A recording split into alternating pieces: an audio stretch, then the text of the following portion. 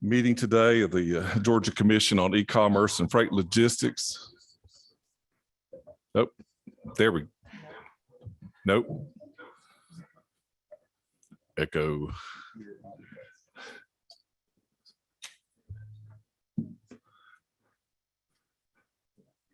We've got our crack folks working on it. The Georgia Commission on E-commerce and Freight Logistics. Oh, we'll pause a moment. Another pause. Okay.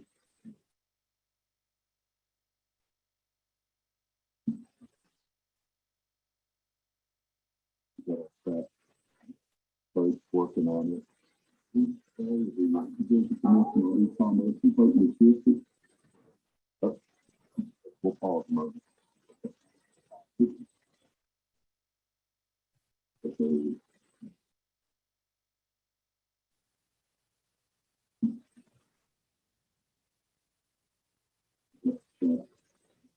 Folks working on it. The Georgia Commission on E-commerce and Freight Logistics. Oh, we'll pause a moment. Okay.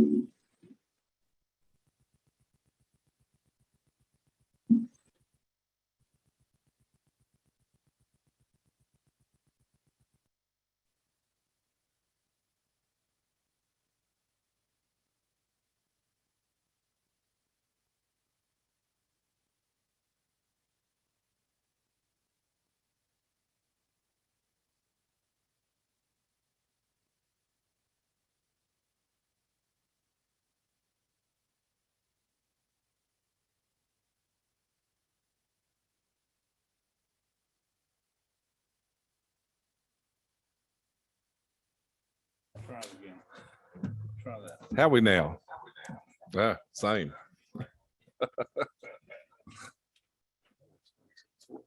Yeah, he does. Got your name.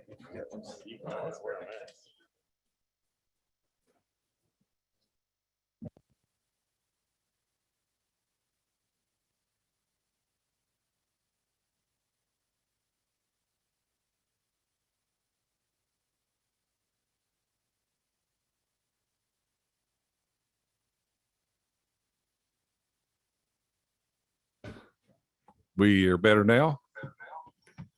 No. Just turn that.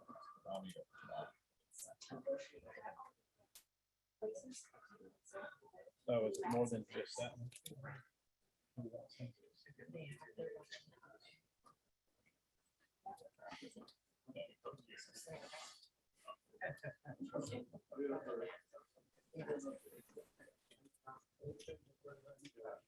Rick. Ready?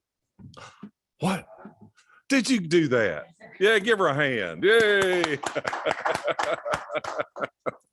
Well, thank you. I sure appreciate our great folks in technology. We just want to welcome you here to our freight and logistics and e-commerce. You know, I was driving in early this morning, Senator Gooch. It was dark, and I thought about you. You did. I did, you know, and, you know, Senator Gooch is visionary, you know, and because, I mean, if you look on the news, if you watch the news, you listen to the Wall Street Journal, they're just talking about our subject matter. Really? And you really look forward ahead to know that this was something we need to be discussing, didn't you? Yep. And I just appreciate Senator Gooch's vision. And you know, I'm teasing him because if you haven't looked at the Senate map, he's now my senator. One, and unless y'all changed it in the last few minutes. Well, you was like half my senator, but now you're all my senator. And we appreciate it. I look forward to working with you, Senator. But, you know, enough of talking. And we sure appreciate you taking time to be here. You know, our first speaker, oh, you have something to say too, don't you, probably? After that opening, I think we should move on. So, Okay. First speaker, you'd have met Mr. Bob Poole just a minute ago. He's got some great stuff to tell us. And Ms. Dodd, we should let you come up too, because you did the best introduction of this gentleman to me, and tell us why we should know him, why we should thank him, and maybe why we should listen carefully. Well, thank you. Thank you very much. I am Benita Dodd, Vice President of the Georgia Public Policy Foundation. And when Bob called me to tell me that he was working on this study, I volunteered to pay him to let me participate in it. Many of you don't know Bob, but he's been working on transportation policy for decades. And as I said to Chairman Jaspers, Bob is the godfather of hot lanes, and I don't say that lightly. Bob came up with the concept, Bob came up with the name, and Bob came up with the reality that is now a part of our daily trip in Georgia. And he is a senior fellow with the Georgia Public Policy Foundation. He has spent decades on the Transportation Research Board, and his credentials are impeccable. And every time Bob comes into town, people look at him in astonishment at the ideas that he comes up with. And then decades later, we look back at it and Bob. So what about Bob? That. So thank you so much for having us. And thank you to Seth Milliken and Madison for arranging this. We've had Bob with us for many years here in the Georgia General Assembly, dating back to 2015 when we had the Transportation Task Force looking at how to pay for all these roads and bridges that our commissioners are working so hard to make better. So thank you for being here today and being a part of this. Thanks very much. How do I get the PowerPoint? You get it up? Okay, very good. Thanks.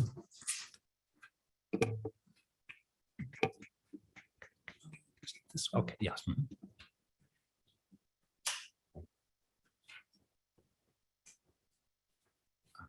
Okay. Thanks very much for inviting me today. I've got a little frog in my throat, so apologize. This report that I think you all have a copy of is just being released. It's a joint effort of Reason Foundation, which is a national think tank, and the Georgia Public Policy Foundation, which is one of about 50 state-based think tanks. And it's actually, to repay the compliment to Benita, it's our favorite state think tank, and we've worked on a number of projects with them. Great, okay. I'm so sorry. Okay, I just use the arrow keys. Yes. Okay, so let's get right into it. There are a lot of challenges facing U.S. transportation, and I'm not going to talk about all of them today, but three specifically that are the subject discussed in this report. Number one is electric vehicle technology is coming fast. Much faster than most of us have realized. It's federal policy in a big way these days in the United States. It is worldwide policy. Every single automotive maker and truck maker are producing electric vehicles. Some of the big auto companies in Europe and the United States have pledged that they're going to stop producing internal combustion engines within the next decade or so. I'm not sure that's will actually happen, but that's definitely the plan that you're talking about.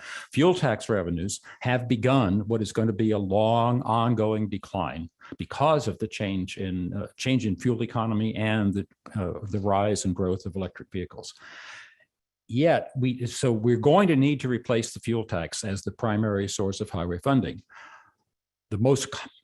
The solution that most of us in transportation policy think is best, charging per mile instead of per gallon, has a lot of political difficulties in front of it. So we want to talk about that today, and the report discusses some ways about that. First of all, we should appreciate the fuel tax. It's over 100 years old, invented in Oregon in 1919, And within a decade, every other state had adopted one, and they were all dedicated to highways. I mean, we had hardly any paved roads in 1919, 1920. So the real message was we needed to get a lot of paved highways, have the users pay for them seemed fair and equitable. And in those days, so basically all the Model Ts got about the same miles per gallon. So it didn't matter. Everybody was paying about the same. The first federal fuel tax didn't happen until the Depression, 1932, and it was not an earmarked tax for transportation or highways. It was a general revenue source to help the government pay for all the New Deal spending. It wasn't until 1956 that Congress enacted a dedicated fuel tax, the federal fuel tax, to build the interstate highway system, and created the Highway Trust Fund, originally to safeguard that money so it wouldn't be spent on anything else. Now, unfortunately, today, only about 70% of that money that comes from gasoline and diesel taxes actually goes to federal highway spending. But that's another story. But it's something that we could maybe try to do better when we replace the fuel tax. The revenue problem, number one is the corporate average fuel economy standards for new vehicles. The Trump administration partly rolled back the Obama administration ones that called for something 54 miles per gallon by 2025 for new vehicles. The Biden administration is in the process of restoring those, probably to the full strength. And those only went through 2025, but it's very likely that during the Biden administration, they will put together a framework for a decade or so beyond 2025. So you can expect even tougher miles per gallon standards for new vehicles after that. Now, today's new cars already, thanks to the previous set of federal mileage requirements, go twice as far on a gallon of gas. And we can see that be repeated probably in the next decade or so. And the last I knew, there were no official truck mile per gallon standards, but EPA is working on them, and I would predict that we will have them in this administration, at least in the regulatory review process. Here's the graph. Look at 1975 compared with 2020. You can see basically average miles driven per gallon. You go twice as far today, and 10 years from now, you'll probably go twice as far again. But even bigger problem is the growth of electric vehicles. This Congress is will enact some version of the proposals for big subsidy increases for buyers of electric, basically federal tax credits, including one for an additional one if it's made basically in Detroit by union labor, which the international auto companies are up in arms about and claim quite possibly it's a violation maybe of our World Trade Organization commitments anyway, and a big federal subsidy program for electric vehicle charging stations. The auto companies, as I said, are mostly making commitments to phase out internal combustion engine vehicles. And in a different research project that was just published by Reason Foundation, I worked with a traffic and revenue forecaster, and we projected that electric vehicles may constitute 50% of the U.S. light vehicle fleet by 2050. And that's a drastic change. That's not percentage of new vehicles. That's percentage in the total as the old vehicles get retired and replaced by electric vehicles. That's not guaranteed, but that is certainly a realistic possibility. And also the truck companies are all developing and have prototypes running on the roads today of electric trucks, including where we're getting to Class 8 trucks as well as smaller ones. This is a graph that my consultant friend Ed Regan from CDM Smith put together. The top line of that is a hypothetical imaginary case. If there were no change from going from today forward in vehicle fuel economy, then we'd have a steady increase. That's obviously not going to happen, but it's put there just for comparison's sake. The green line is the Energy Information Administration of the US government's projection, that what they call their reference case, which takes into account only the Trump administration's CAFE standards. So it understates what's going to happen once the Obama era standards get reinstated, and tougher ones after that. Then That's the orange line there. And then the bottom line is the projection based on Bloomberg New Energy Finance electric vehicle studies, looking at the changes in each year's electric vehicle sales, and an assumption about the turnover of the auto fleet, to the point where this is based on the fraction of the fleet of light vehicles. And this whole graph is for light vehicles only. It only deals with gasoline taxes. Diesel taxes won't be as affected as much or as soon, but something similar will happen eventually to diesel fuel sales, and therefore the taxes collected. So there's a lot of work that's gone on over the last 15 years on what we should do about this. I was on a TRB's Transportation Research Board special committee that worked in 2005, and the report came out in early 2006.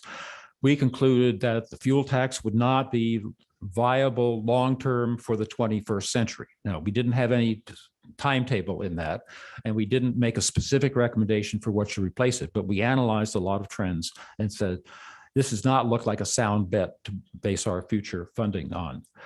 Now, Congress took a reaction in response to that, created NSTIFC, the longest name of a commission, the National Surface Transportation Infrastructure Financing Commission. And my boss at Reason Foundation, our vice president of policy, Adrian Moore, was a member of that. They spent about a year studying about 15 alternatives and weighed them all, and finally concluded that charging per mile would be the most viable replacement. And one of the big advantages was that it would preserve the user's pay, user benefit principle that historically has been so important in fuel taxes. The year later, the Mileage-Based User Fee Alliance was created to encourage research and demonstration projects. It today has 45 members, 12 state DOTs, not including Georgia or Florida, but 12 state DOTs, 10 technology companies, 7 trade associations, including AAA, and 6 research entities, including the Reason Foundation, are members of that group. Congress has been funding for more than a decade state pilot projects to test out this idea with real people in real vehicles. It's typically sponsored by a state DOT, and they invite volunteers to have some way of reporting their miles, and they usually give them several alternatives for 6 months to a year and collect data all the while. And several of these in more recent years have been multi-state. There's a big flurry on the West Coast, the Road User Charge West Coalition, and on this side of the country, the Eastern Transportation Coalition, formerly known as the I-95 Corridor Coalition. And it's very important for you all to know that the trucking industry was not in the very early pilots, but starting with the California Trucking Association about 6 or 7 years ago, and more recently with a number of trucking companies participating with the Eastern Transportation Coalition with a range of different size trucks. And a webinar that is still on the AMBUFA website that you may want to look at is called Trucks Are Not Big Cars, emphasizing how different trucks are from the standpoint of mileage-based user fees. Not that they shouldn't end up paying them, but that it's a much more complex situation than people's ordinary passenger cars. And there's institutions that like IFTA that have potential role to play that concerns only trucking. Now, sad to say, the general public is not on board with this idea yet. And this is partly due to media hype that has misrepresented what it is. One of the biggest worries is privacy, and the idea that you would have Big Brother in your car tracking. They survey people use the word tracking, which creates this Big Brother fear, when the idea is not tracking. The idea is reporting miles driven. And that's not a privacy invasion per se. But anyway, double taxation, paying that I can't tell you how many conservative and populist friends I have who say, when I talk about this, you're fool to believe that this would not be just an add-on on top of the already awful gas taxes that we pay. So there's that kind of thing out there of people being really afraid that it's not going to replace, it's going to add on. paying a lot more to drive. There are some environmental groups that don't like highway expansion, that would like to have, if you're going to charge per mile, well, let's add on a noise charge. Let's add on an emissions charge. Let's add on all these things. I went to a TRB session one time where academics presented a paper in which the fraction of their proposed road user charge was about 10% of the total that they thought they would charge. This is their way. We're going to really kill these people driving around and polluting the air. So there's that kind of a thing out there. That's not a big part of it, but and here I say a cautionary note to state DOTs. Most of what they have discussed in public about this problem is there's not going to be enough revenue. And as soon as people hear that, they grab for their wallet, say, uh-oh. That's not the best thing to lead with. And our view is that you really should lead with the idea we need to make sure we can pay for continual improvement of our roads, particularly in states with growing population. The final thing that's a concern is that rural drivers will pay more because they travel longer distance to get places and so forth. Now, the good news is the pilot projects are addressing all of these concerns. First of all, the way they simulate charge, and I had one of these plug-in devices in my car for about 6 months, a couple of years ago. They showed me, based on the make and model of my car, its EPA combined miles per gallon rating, what I was paying in state fuel taxes for the driving I did during those 6 months, and what the hypothetical mileage-based charge would be. And they was within 1 or 2% of each other. This was to demonstrate people that it's intended to be a replacement, not an add-on, and that it's possible to design it that way. On average, everybody drives different amounts, so everybody's not going to pay the same thing. But that gets across to people in the pilot project. These all have choices of reporting mechanism, including in some states, no technology alternative, some way of reporting your annual odometer reading in a verifiable way. Or having an all-you-can-drive charge, figuring out, well, what does the average person drive per year? Okay, double that. And if you don't want to have any reporting or anything, you just pay the amount that equates to double that, and you can drive all you want. So there's choices being offered, and we're learning what people like and don't like. Private contractors are used in almost all of these to actually do the mileage collection from the vehicles and report the necessary summary totals to the state government. So this is to protect, again, put a buffer between the individual or the company and the government itself. There are strong privacy protections built into this, partly having the buffer between the driver and the government. Now, it turns out we have data now accumulating that rural drivers on average pay slightly less. And the reason they drive more miles, but they have gas guzzling vehicles mostly. On average, again, not everybody, but average rural person has an old pickup truck that goes a lot more gallons for the miles that they drive. And so with a flat mileage per mile charge, they end up paying slightly less, particularly in the Western states. The data were pretty good. And of course, trucking is more complicated than private cars. I mentioned that webinar that you might want to look at. The good news is the participants in the pilot projects, almost universally, large majorities that came in skeptical, come out saying, well, this looks like it's a workable idea. On the other hand, the vast majority of Americans have not participated in a pilot project. So they are still believing all the things that are having the fears that are common. So in this report and in other reports on the subject that Reason Foundation has published, we suggest change the focus to benefits of a better highway system on an ongoing sustainable basis, rather than focusing on revenue. And it's an opportunity also to address some shortcomings built into the way that fuel tax in today's context. First of all, it doesn't automatically keep pace with roadway needs. Your electric bill will go up periodically through an organized procedure if there's a need for more generating capacity, more transmission lines, putting lines underground. But a mechanism like this is political only, and there's incentives for elected officials to not raise gas taxes, and even those people concerned about transportation can make a good case for it. So this is a problem, and maybe we could produce something better with the mileage fee. The gasoline tax, fuel taxes in general, are not transparent. People have not the foggiest idea how much they're paying. Many people think it's a sales tax, that every time the price of gas goes up, what they're paying in gas taxes goes up. Not true in the vast majority of cases, but that's what they do. And they also don't know where the money goes and whose money pays for what roads. I think we could do a better job than that too if we need to redesign how we pay for highways. And it charges the same amount for dirt roads, neighborhood streets, and great big interstates.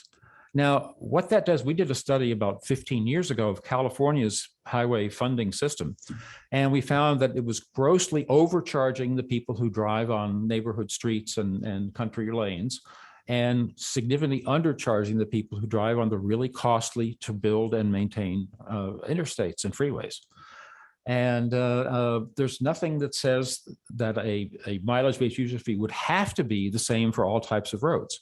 There's an opportunity, if we just choose that we wanted to do it, to make it more specific to what the actual cost of different kinds of roads are. Now, again, this is not necessarily what you'll do, but it's part of a vision of rethinking this. Our vision for what a better 21st century highway system should start with is rebuilding the interstates. Now, I'm sure Georgia DOT has been rebuilding some of the interstates. They're not all like I-40, no, I-70 in Missouri is still the original pavement, many overlays, but the subbase is still the one that was laid down in about 1959. And there's a lot of that. The Transportation Research Board, to bring it up again, was asked by Congress to take a detailed look at the future of the interstate system. And their report came out in December 2018 and in a more formal version early 2019. And it said much of the pavement after 60 years is wearing out and needs to be replaced, including the sub pavement in a lot of corridors. There are numerous bottleneck interchanges. The trucking industry very wisely puts out a bottleneck report I think every year or every other year. And almost all of them are the same bottlenecks. They maybe change their rankings, but they're all still there pretty much. We've built very few. There's not enough lanes for likely growth of vehicle miles traveled, especially trucks, which are projected to grow at a rate of about twice as fast as personal vehicles. And there's no planned truck-only lanes aside from GDOT's I-75 project. And so the bottom line, they estimated what it would cost to really do this in the United States. And they said, round numbers, $57 billion a year over the next 20 years. Works out to about $1 trillion, a big ticket item. Now, the very sad news is that with all this being the year of infrastructure in Washington, there's not a single thing devoted to starting the rebuilding of interstates in the infrastructure bill that the president is signing today. That's an egregious failure, but it's not his failure. It's a failure of Congress to take that big report from the TRB committee seriously. So our suggestion, GPPF and Reason Foundation, is to start the transition to per mile charging with a big project state by state to rebuild the interstates. A lot of the general public mostly thinks that the interstates, because the federal government commissioned it, owns them. Not true. Georgia owns the Georgia interstates. Florida owns Florida's interstates. It's a state's responsibility. And if a state doesn't take the bull, if Congress is not going to do this, if they're not doing it, if you don't, and other states do, they're going to have a better roadway system than you have. And it's as plain and simple as that. So the idea of switching to a per mile charge for the interstates only, interstates maybe and other limited access freeways, you would then have a revenue stream that could use for revenue bonds in a similar way that toll roads are financed. And to make this fair as a replacement, you do provide rebates of state fuel taxes for the miles driven on each corridor that gets converted and rebuilt to the per mile charges. Now that's a whole lot piled into one thing. And I'm sure there'll be questions, which I'll be happy to address. But the idea is to demonstrate to people when in the first case of putting in a per mile charge, that it really is a replacement and not an add-on.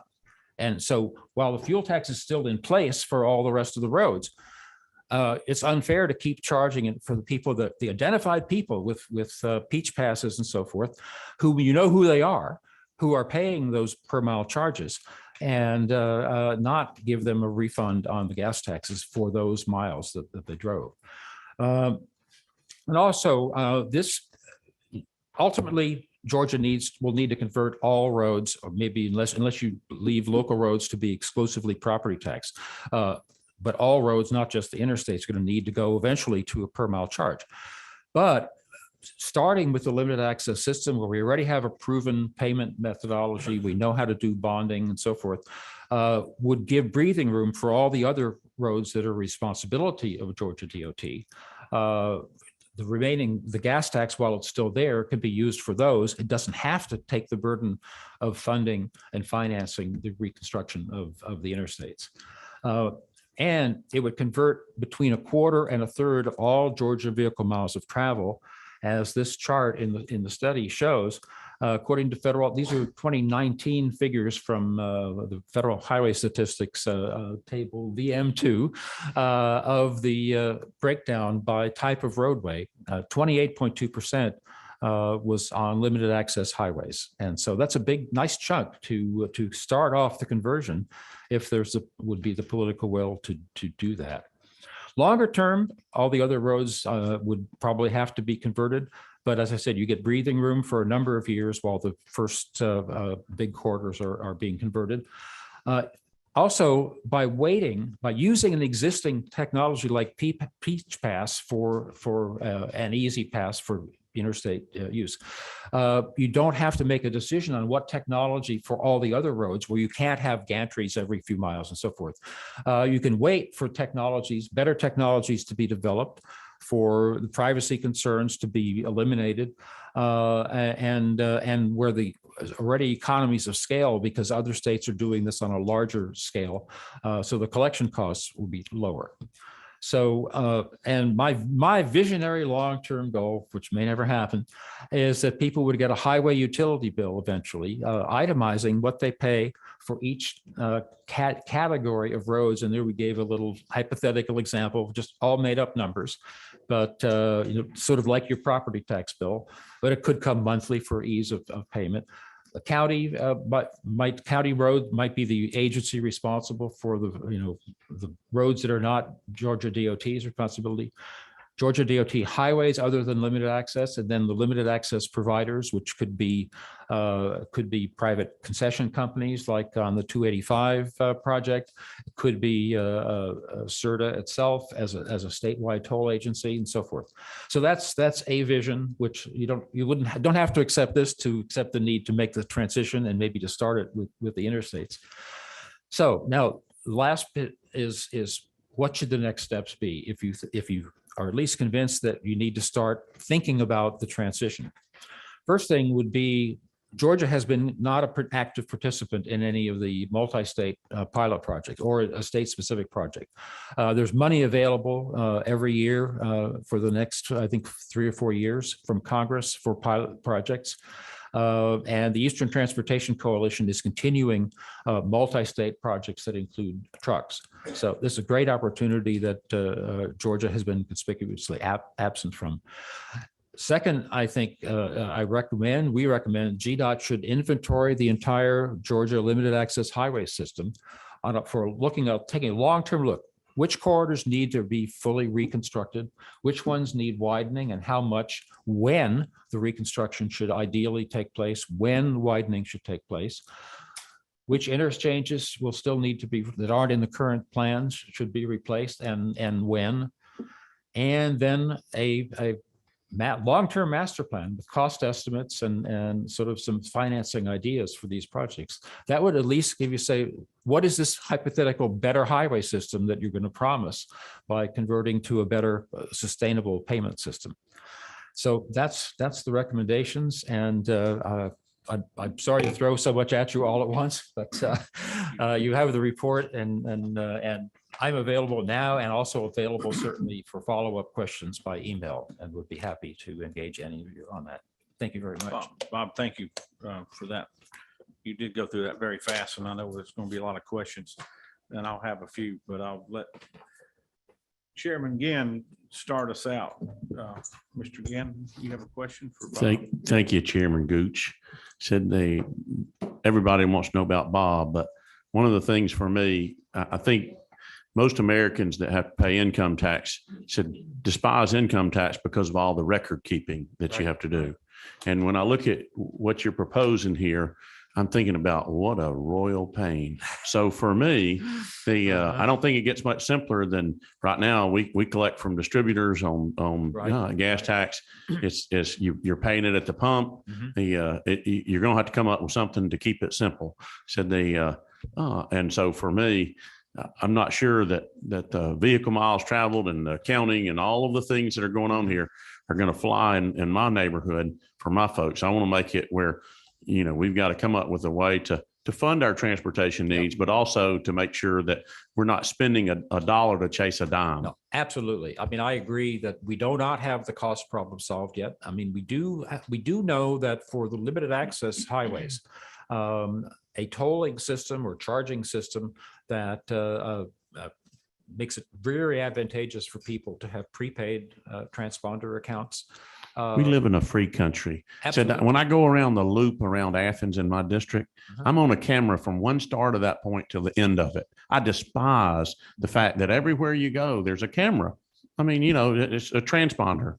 So there's one in front of us. And to me, this is where everything that is in the transportation world, I just don't want to go that route. I don't like the idea of cameras either, but personally, believe me, Chairman Ginn, you have a grates on me as well. Just But trying to make a point. we do not have, let me just finish the point I was going to make. We have evidence that we can get the cost of collection with a transponder-based system that has prepaid accounts down to about 5% of the revenue collected. Now, that's not as good as the 1 to 2% with the gas tax. It's true, but that's a big improvement over the 20 to 30% that used to be the case with cash tolling in the last century.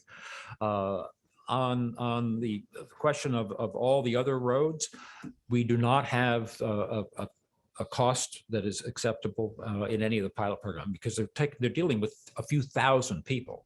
So the cost of the administration and the technology, there's no economies of scale in that whatsoever. On a statewide or national scale, there's the potential, but we don't have this worked out yet. And that's why I'm saying it's premature to try to start converting all the roads in Georgia to this. But it's not premature because we have the technology to do limited access highways that way. I'm going to ask a question to put her on the spot. Ms. Dodd, do you endorse this proposal in your organization? Have you support the VMT model? We support looking at it, yes, as an alternative to a declining fuel tax base. Okay, well, good, thank you. Because I think your position's changed from back in 2015. We had this discussion. Your predecessor, at least, I don't think supported the VMT model, if I'm not mistaken. But I was just curious. My question is, and it's somewhat of a comment too, 5 years ago when we passed the transformation tax, got rid of the sales tax you talked about. We went to a straight excise tax. We also addressed the electric vehicles at the time. We had just started seeing the electric vehicles. We had a very lucrative tax credit here in Georgia. We repealed it. We took a shot at it. What is a fair number for an electric car to use of Georgia roads? And we came up with, was it $300 a year, $200? And so we were thinking then that was the Nissan Leafs and the Teslas, small compact cars. Just last week, I had a meeting in my office with a company that has an interest in selling bigger vehicles that would replace gasoline engines, whether they're brown trucks or the FedEx trucks or what have you, the vans. And they're looking to order 10,000 of these things immediately. It's really so we have an immediate need to, I think, look at our state policy going forward, but beginning literally in 2022. what is that number? Yeah, $200 a right. year is not going to touch it Mhm. compared to what they're paying in gas tax or Right, diesel right. fuel tax. So No, I think you're we right. need to That's make that transition. And my thought Mm-hmm. is, if this truly is going to be the wave of the future, we're going to get rid of the combustible engine. Maybe it's going to be longer than 20 years. In some parts of the state, it may not ever happen, but why not continue collecting the gas tax on those cars and trucks that'll continue to use gasoline? But go ahead and put in a policy today for the future before we have 1 million electric vehicles running up and down the road. Politically, it'd be a lot easier to do it today. And if you have to do it on a VMT, only do that on the electric cars. But my question is, logistically, how do you measure that VMT? Do you do it through the car's electronic capabilities? Like my truck today, I get an email from General Motors that says, you're due for an oil change. Right, And you're right. at 72,000 miles on Yeah, your car. we- So they we- already know how many Sure. miles we've driven. We refer that to as vehicle telematics. And, Okay. and yeah, that is one possible way in which this would be done. It's likely that all cars are going to have that and probably and trucks as well within the next decade, I would say. Many of the great many do today. So the total electric cars and trucks that are being put on the roads, do they have that technology already built into them, you think? I have not researched that question, but I suspect so. I know, well, Tesla certainly knows everything that goes on with their cars. Right. But to me, it would be easier just to have one price per mile, and not whether it's on a local road or a state route or an interstate route. I think that gets complicated unless you're going to have a system in place like Frank was talking about, where there's cameras everywhere and sensors everywhere, but just seems like a huge infrastructure to build. Right. I don't want a need- future like that either, frankly. Right. Okay. All right. Thank you. Senator Anna Batarde, do you have a question? Did I talk too long? You actually asked my question. Okay. Thank you, sir. Who else? Chairman Jaspers. Thank you, Bob. This mine is on this, as Senator Gooch was talking about also. You know, on the pilot project you did it. My just questions are how big was it? Where was it at? I mean, I think those are kind of follows along with this as the acceptance of people. You know, as Chairman Ginn said, they would like that Jasper either. But, but it depends on where it was at. I'm just curious. Well, pilot projects have at individual states in California, Oregon, Washington, Minnesota, Utah, Virginia. Virginia participated in the Eastern Transportation Coalition multi-state project, and Pennsylvania has been part of that, Maryland, Delaware. I don't think any of the North Carolina may have participated in that one. Mileage-Based User Fee Alliance has profiles of all of the state pilot projects. So the MBUFA website would be a good place to get the details. Also, I think Federal Highway Administration, which is the agency that gives the grants for the pilots, I'm sure must have a report on each one. Of lessons, what they did, who did what, and what are the lessons learned from each one. Well, I guess I'm just curious what Senator Gooch asked. Would they have it just on the electric vehicles? Would there be a segment you could look at to see their acceptance of something? Well, Not I believe the Utah has gone beyond its pilot projects and now put in a opt-in program on an ongoing basis, and electric vehicles I think it's offered. I'm not sure if they're required to be in it, but their main idea is to get electric vehicles into it and pay per mile rather than a flat annual fee. But other people with cars that have within a certain miles per gallon range are also invited to participate in the Utah ongoing program. And Oregon has an ongoing program along similar lines that started a few years before Utah. Utah's just started, I think, last year, and Oregon's is about 3 years old now. And so it's ongoing, and they're going to gradually expand the categories of vehicles that are eligible to be in it. You still have an option in Oregon to drive your gas car and pay the gas tax. They didn't abolish the gas tax. Did Utah have a a broad fee like we have now for electric vehicles, and then it was voluntarily, you could go into something like this? Into the or mileage stay- based one you had a instead. choice? Yes, yes, it's a choice. I'm pretty sure that's the case. Okay. So how did they separate the city streets from the state routes? Because I know the local governments are here today. They're going to want their share of that. Right there. I don't know how they're charging for all miles driven. Yeah. And so how they sort out where the money goes, I don't know the answer to that. So the locals in Georgia, they get a sales tax off the pumps. We Uh-huh. didn't touch that portion of it Right, right. in our bill. So, I mean, Yeah. eventually, if you go to a system where all vehicles pay per mile basis, then obviously has to be a way to get a fraction of the total to the local governments. Yes, yeah. Good. There's a button on your mic at the bottom. If you want to ask a question, Trey and Russell, aren't legislators, so you don't, but I just wanted to make you aware of that. Commissioner, yeah, thank you. two? Thank you very much. And this is more of a commentary. One, I want to thank Bob and Benita that, listen, this is somebody we trust and take a lot of stock in Bob's work over the years. I'm well read. I read everything he puts out. So it's good to see you and thank you for being here. Just a couple things. It sort of gets to recommendations. Is one, I signed a letter about a month ago, last month, for the Eastern Transportation Coalition to join into their mileage-based user fee program that has been ongoing. North Carolina did join. They're the furthest of the states that go all the way to Florida, basically the Eastern Seaboard. The states in the Northeast started the first pilot, and we've tracked that pretty closely. You get a lot of the smaller states in the Northeast that interstate travel happens on a daily basis, and that's one of the complexities that has to be solved, as well as if you leave one state to another. One great thing about Georgia being the largest landmass east of the Mississippi is if you're going north to south, you're probably going to stop and buy gas in Georgia, generally.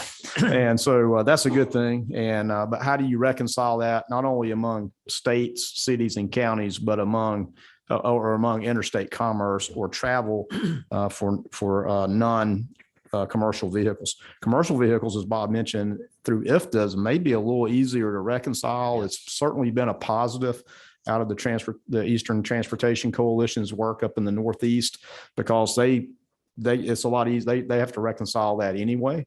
So that becomes a lot cleaner for them.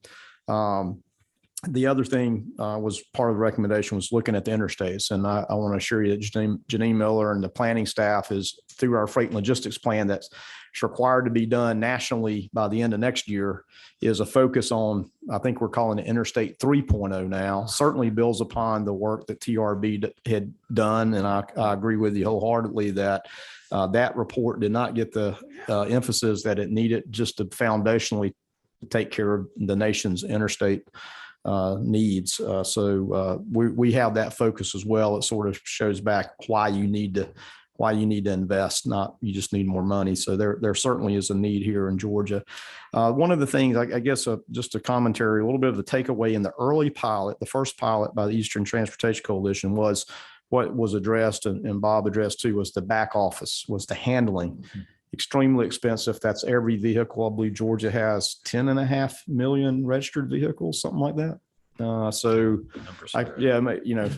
there's a lot of back office that comes about, but with technology, maybe it gets better and better. You're being tracked anyway. People just don't think about it, but they are. So I think with technology comes along, there has not been a real nuanced difference between mileage-based user fee and EVs, though. And I'm close friends to the Utah DOT director. I'll reach out to him about the EV. He had the module in his vehicle, and what he found out was that he may have gone around curves a little too fast. So it has some other telematic data and the like that gets uploaded.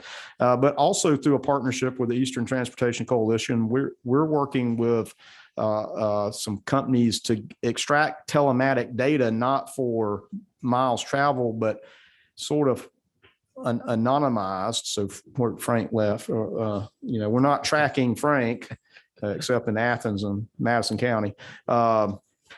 but for hurricane evacuations. We're trying to understand how we can deploy and route people strategically using that telematic data of where people may be, where cars are. And so that we can route them and leave some bottlenecks when everybody likes to leave Florida at the same time. So, but there's a lot of data there that hopefully we learn some things from as well. It's been hard. I'll say that it's not easy right now, but it's been hard. And then the final thought is as we think about CAFE standards improving, and then EV, which is Bob's right, is happening. This is happening. President signing the IJA today. It has provision. I mean, it has a big emphasis of EV, and we're going to capitalize on that in Georgia. It also furthers the national study on mileage-based user fees inside of the IIJA for that pilot to continue. So it's a lot there, but I would suggest too that in CAFE improvements that hybrid, gas electric, diesel electric may have more of a erosion of motor fuel consumption than straight to EV, because those technologies get better and better, especially in the commercial sector. Even though Bob's right, every freight company is working on a electric truck of some sort.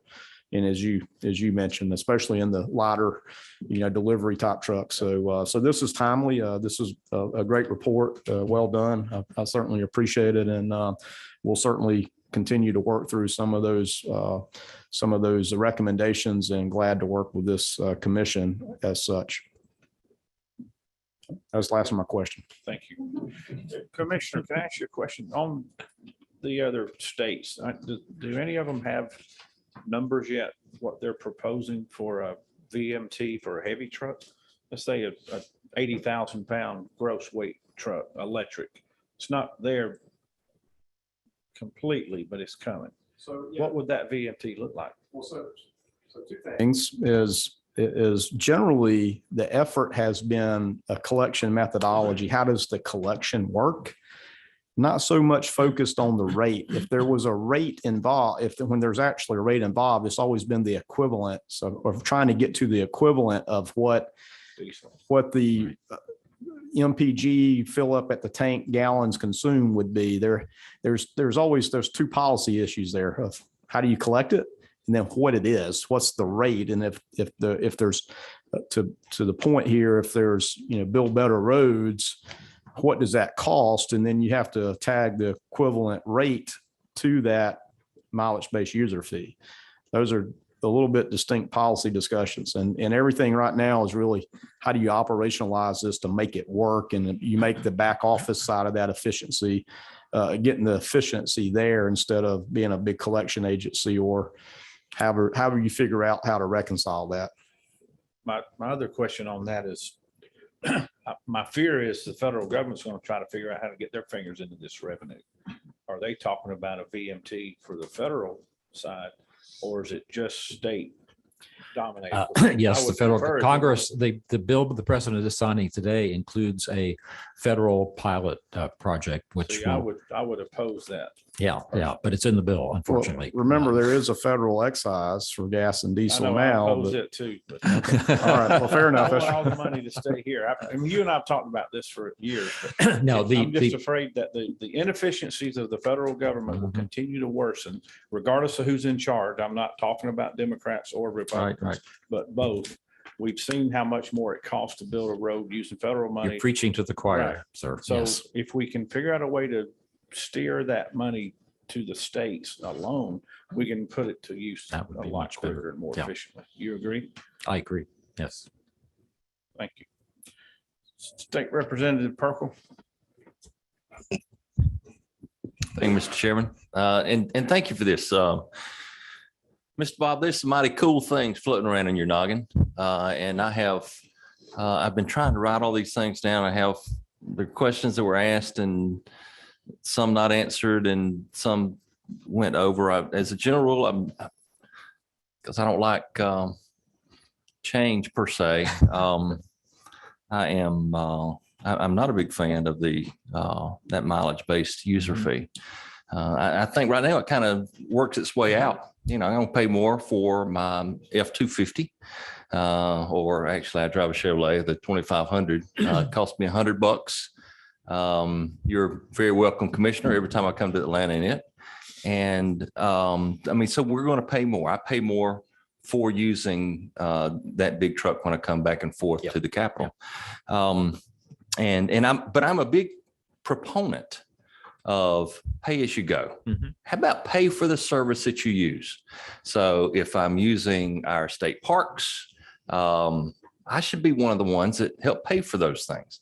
And so I think a lot of us can agree on those type things. One of the questions I had, and that was a long way to lead into, are we looking at this mileage-based user fee?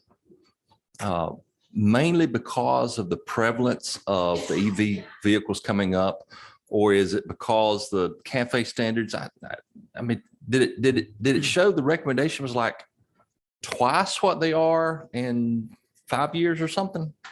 Is that what it was? Well, I think if you look at the graph in there about fuel sales, the thing that makes the most difference is the growing penetration of electric vehicles.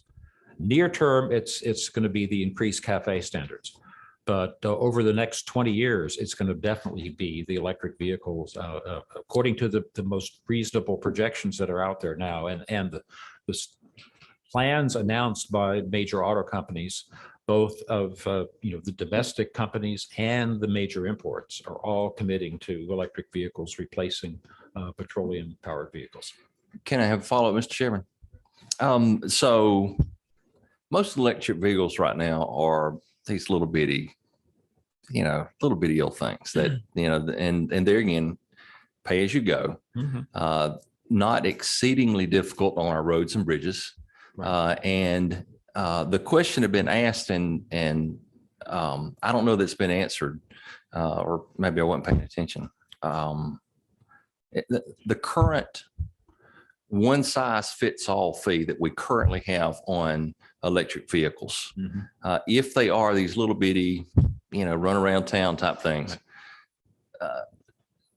do they basically, are they basically equivalent in terms of the fees that would be collected on a regular size car for the same type of purpose? Well, that is a good question, because a flat fee for all electric cars, whether they're little or big, is not the same as a little or big gasoline powered car. So there's a fundamental difference there. And if you want to maintain the same proportion of user pay, the fee should be larger for the bigger car.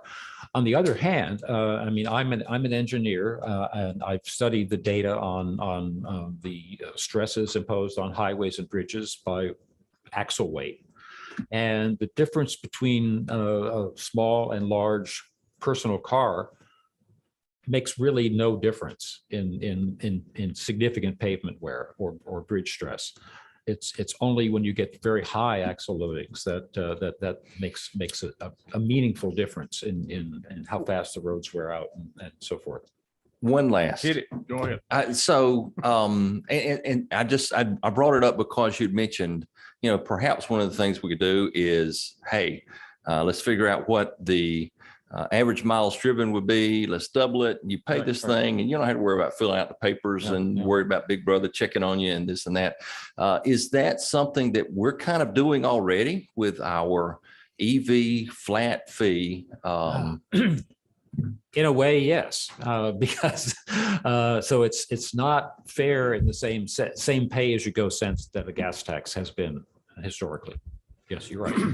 I think our discussion 5 years ago was, do we want to do a VMT or do we want to just do an annual fee? And we all finally agreed that trying to get into the person's personal life was not politically doable. We had opposition to that from a lot of interest groups. So we settled for the $200 based on, I think it was 12,000 miles of travel, what that average, MPG would have been under gas tax, what have you. So I'm not a Georgia resident, so but my off the top of the head statement is that probably was the right decision at the time. When electric vehicles are the majority of the personal vehicle fleet, Right. I'm not sure that's the right answer then. We'd love to have you though. But if we start doing this on commercial fleets, we know that $200 is low based on what a Probably. 80,000-pound truck or dump truck's going to do. So we 80,000, have to yeah, figure out a yeah. way to Right, right. do an Well, analysis. I've done a lot of work on just as a matter of comparison on toll roads and the average per mile toll for a Class 8 truck is about 4 times the average per mile toll paid by a passenger car. Right. So there's a data point that doesn't say anything about what should happen, but that's a data point that's out there. Gotcha. Thank you. Dr. Rett. Thank you, Mr. Chairman. When I was in the Air Force, I was stationed in Italy, and they told me all roads led to Rome, but apparently they've never been to Atlanta or Savannah. But just a small question. I noticed where you invested in rail to support places like the Port of Savannah. Mhm. Any thoughts about separate lanes in certain areas for trucks? I'm on record for many years advocating dedicated truck lanes. I think particularly as we get to vehicle automation and platoons of automated trucks, average motorist is not going to want to be facing a 4-truck platoon as a moving wall. And I think and also if something happens, if there's a glitch in the automation, I think motorists are not going to want to be in adjacent lane with no barrier in between. So I think the case for dedicated truck lanes is growing stronger over time, particularly as truck automation becomes a reality.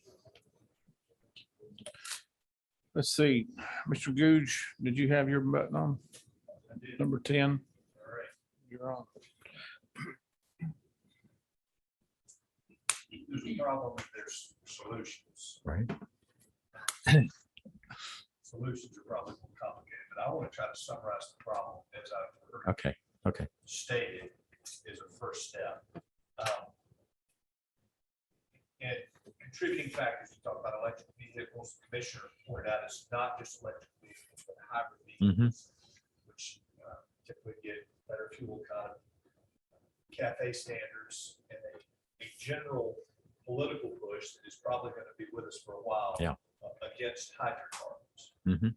So there's a lot of contributors, but the core truth is that there's going to be a significant, we're already seeing, and there's going to be an accelerating divergence between vehicle miles traveled and gallons of gasoline. Right.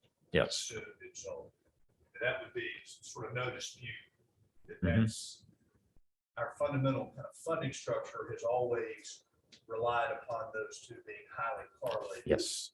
Yes. That correlation is going to break that. Mhm. So is that a fair? That's a fair assessment of what the problem is that we're all facing. Yeah. Second question. History seems to be moving a little quicker every year. If we were to look back in time just a little while, say 2015, is it fair to say that this trend has accelerated dramatically in the past 3, 4, 5 years? Yes, I think that is correct. It would have been faster if the Trump administration hadn't softened the CAFE standards, but They provided a speed bump. yeah, on an ongoing trend. That's quite evident. Yes. And maybe this may be a little bit out of your area, but sort of politics aside, there are a lot of energy, no pun intended, behind limiting hydrocarbon usage from factors. Yes, other sure, than sure. Democrats and Republicans, Mhm. but ESG pressure and Sure, business sure. community. So this would be likely, this trend would be likely to continue absent. Absent the Biden administration. Right. Yes, I agree. Because it's core to, at this point, it's core to the strategy of all major vehicle manufacturers. Mhm, mhm. And maybe even some hydrocarbon. We're going to have to move on in just a second, but Senator again had a pretty good comment. But how do you deal with the out-of-state EVTs? If you're Everybody in America drove electric vehicles, except for Georgians. Right. So 100% of the rest of the country's electric vehicles, we never collect a dime I'm looking at it and thinking, how do you do that? Well, I don't, I Based think, on our model of $200. yeah, cost. yeah, well, say again the scenario you're asking about. So you gotta, everybody else in America Is- has electric vehicles, 100%, Okay. trucks, trailers, everything. Why wouldn't Georgia? I'm just, okay. you know, Well. in your engineering stuff, they take things to extreme to figure it out. Okay, yeah. So I'm saying everybody else in America is driving electric vehicles, but we're not. Yeah, okay. If that were to happen, the flat rate that we charge per electric vehicle, we wouldn't collect a dime. Said they, but what, yet we'd have all these electric vehicles on our roads. You know, right now with the motor fuel tax, they drive through Georgia as a car, Sure, personal sure. car, whatever. They're usually going to fill up with gas, something like that. Here, one of the problems is that how do you handle that? You know, if you do a flat charge on It's a very good question. I don't have an answer for that. That would be a real dilemma. Fortunately, I think that's not a very realistic scenario. Senator, again, that'll be your assignment for our next meeting. Come up with a proposal. Senator Anna Vitarda, you have the last question if you want to. Yeah, and I appreciate it, Mr. Chairman. I can talk offline after we get done with the meeting. My discussion or question I want to ask you is, how do you take this policy discussion in light of the current world we're in terms of supply chain issues and everything going forward in terms of cost to business, cost to move product, and how that all kind of wraps up into, I think, what you're proposing today, but we can talk about that offline.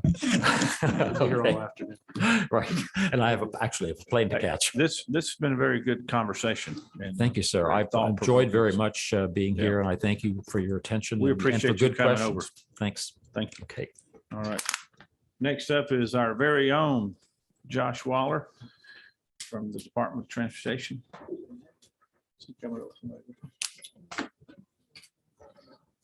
Chairman You have Gooch. a DOT PowerPoint to I present? do. Let's see.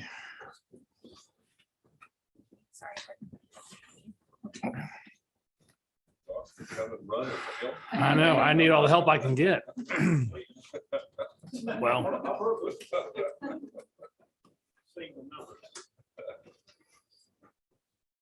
We are a little bit behind schedule, but that was a good conversation.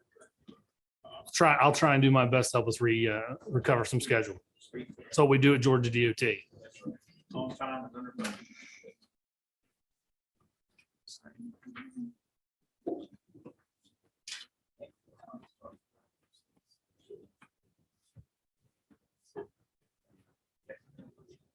Is this looking familiar? Yes, that's, Okay. awesome. Thank you very much. Chairman Jaspers, Chairman Gooch, members of the commission.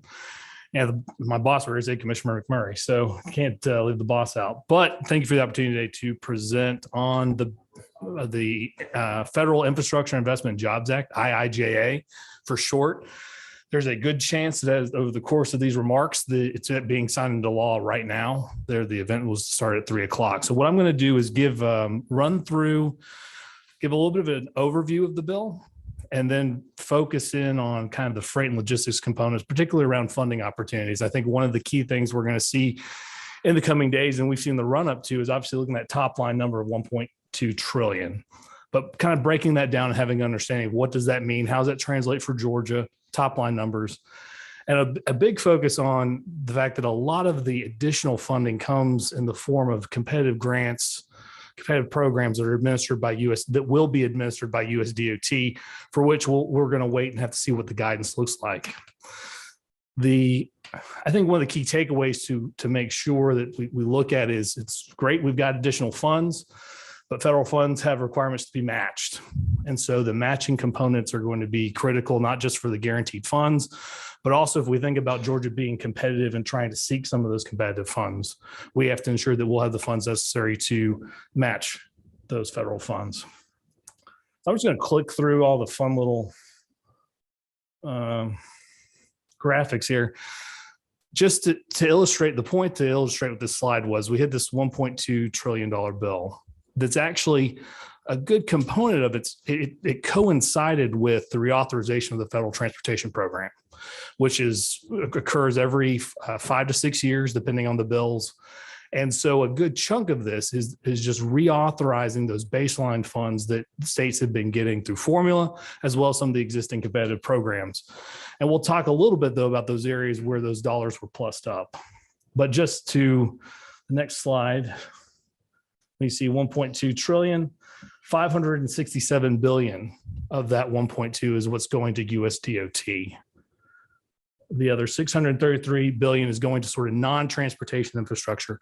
And this isn't exhaustive, but this is some of the components: power infrastructure, broadband, water infrastructure, not water infrastructure. Again, that's a typo there. But then on the US DOT side, about 308 billion of that 567 billion comes to the states as formula. And y'all should also have a printout too of this. That's the formula funds that go off a set formula based off of population, what's paid. It's a decades old formula that got tweaked, I think, the last time with Safety Lou. But those come to the states, guaranteed funding. Has to be matched, of course. Then about 43.6 billion in grant funds. And that's going to be one of those things we'll talk about the opportunities of making sure that Georgia's in a good position, not just state level, but local level, to pursue some of those grant opportunities. About 174 billion. So those are the federal highway funds, those first two bullets. The third one is the non-FHWA. So that's going to be your rail, your transit, FAA, and other funds. And I will note that, so we'll talk about transit federal funds. We'll talk about the transit formula funds that we get. On the rail side, we don't actually get formula funds for purposes of rail, like the freight rail, the short lines. While we get some money for safety oversight, that's one thing to keep in mind, is there's not a formula program. Most of those funds that we could get through the feds comes through the competitive side. So here's a look at the formula apportionment. So obviously today, theoretically, the president is either signed into law or about to sign into law the bill. FHWA has provided some initial estimates based off of their interpretation of the bill as to this sort of top line. You see apportionment. That's kind of thing that's the cap on the amount that Georgia will get. That's not necessarily going to be the dollar amount, because there's actually another level that's called obligation authority. So it's some amount that's going to be less than that, but that just gives you a good ballpark about. And also you can see from year to year that increase. So you're here, it has about a $300 million increase over from the fiscal year 21, which is the last year of the extended last year of the FAST Act, to the first year of what will be IIJA. It's a 21% increase. The bullet there obviously is all those funds will require at least a 20% match. So now when we think about that about 300 million. Yep. Yeah, I'm seeing the detail now. So we're the actual GDOT budget, we recognize this current year, 1.4 billion from federal funding. 1.4 billion was the apportionment level. Mm-hmm. It was a little bit different than that. And just one side note, when you're looking at the state budget, Mm-hmm. you're not only authorizing us for the current year monies, but you're also authorizing us for some prior year federal monies too. So that number, when you go and pull the budget book, will look different for that very reason. That 1.4 billion is not part of the 1.2 trillion. Correct. It's in addition to the 1.4. Well, so the 1.7 is part of the overall bill. So that was the point I was. So they're already capturing what we were going to get anyway. Correct. So, but I'm about on the next slide here. It's going to show you where they have augmented by categories. Okay. But am I reading? So it was a 21%. So if you look at the annual increase, it was 21%. So what they're doing is from the FAST Act levels, they've increased it by 21%. But if we were already getting the 1.4 billion, the previous year we got somewhat similar dollars. There was It's like about a they- 2%. There was a 2%. It's like they erased that, deleted it, and now they're going to No, they've added on top of it. And so when we go to this next slide, Okay. if we the next slide breaks out the various programs. The that commissioner wants to butt in right here. I'm trying to throw you a lifeline. So the IIJA is one of the components. It's still a subordinate part of it, was transportation reauthorization of a 5-year transportation bill, which, to your point, is under FAST Act, the previous transportation bill was a little less than that. So IIJA under reauthorization adds to it. Okay. So it is sort of 1.2 trillion is not on top of the previous transportation authorization. It includes the base of the FAST Act. And then the next slide will be what we call the plus ups of about how much increase in each of the programs in the current from FAST Act to IIJA. This is complicated, and it's really hard to track it. But think of it as IIJ is the whole pie, and one of the biggest slices is transportation reauthorization. Okay. And Josh, it wasn't a typo on water. That's Western Water Okay. had a carve out, so your slide was good. So we have that $300 million number. So that doesn't come as just one lump, spend it as you see fit. Right. It's broken down into these categories. So you've got a plus up of 137 million in fiscal year 22 to the National Highway Performance Program. And that's just for projects that are on the national highway system. Then 55 million that's going to surface transportation block grant. Now that can actually go to categories below NHS and local system. There's even a portion of that will go for off-system bridges. Of that 55 million extra, a little over half of it has to be suballocated by population. And those dollars that will go into an MPO area, those are going to be managed by the MPO. So just gives you the sense that there's restrictions on these dollars. It's not just 300 million, even if that at the high end, if it's 300 million. And then about a 19 million increase for safety. And you can see there to the right, so this is a 5-year bill. So you got this big jump from 21 to 22. And then over the remainder of the 5 years, it's about a 2%. Some of them are a little bit more increase, except for railroad highway crossing. They did not increase that at all. It's flat. Congestion mitigation, air quality, that's really focused in our urban area to help reduce pollution and tackle those strategies. 1.6, 1.9 for planning. So this is the one that's a little bit head scratching, but when Federal Highway gave us their breakdown, they actually showed a decrease in the amount between 21 and 22 for the National Highway Freight Program. Hopefully once the bill's signed and how it works out, hopefully it won't be that much of a decrease, but then it pluses from that point about 2% each year.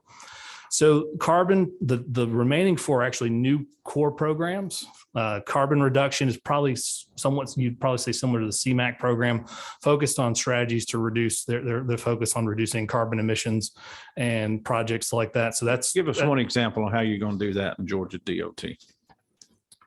So for instance, under the CMAQ, I don't want to speak for planning, but under CMAQ, so the Georgia commute options was something out of CMAQ that helped promote increased ridership.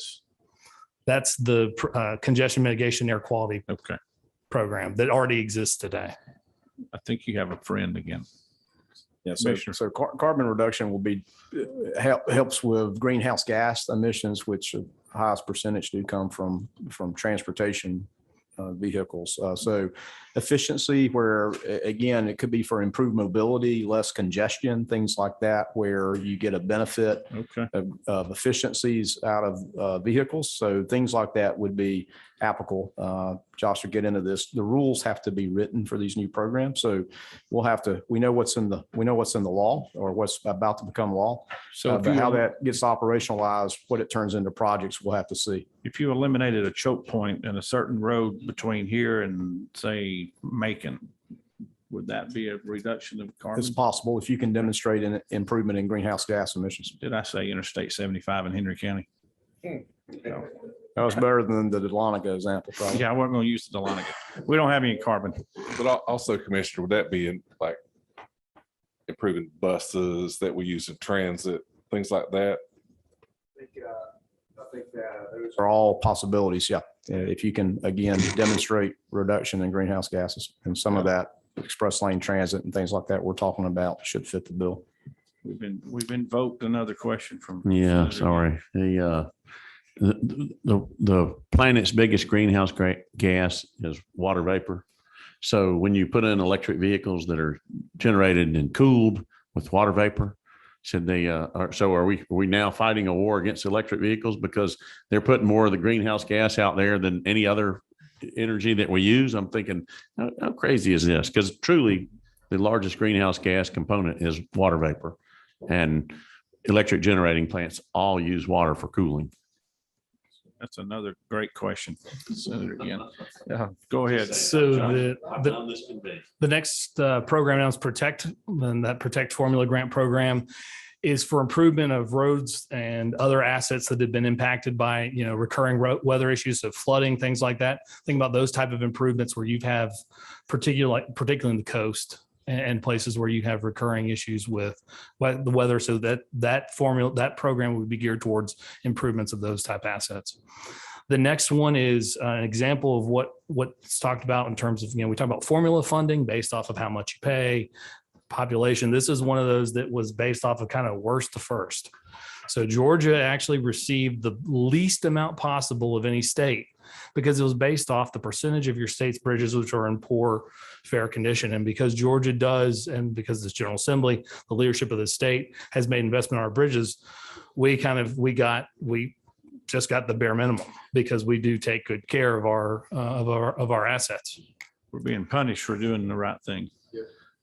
So, and then the electric vehicle charging infrastructure, which this is going to be a major one, back to the commissioner's point about the rules, is seeing how that's going to be administered. But its aim is installation of electric vehicle charging infrastructure.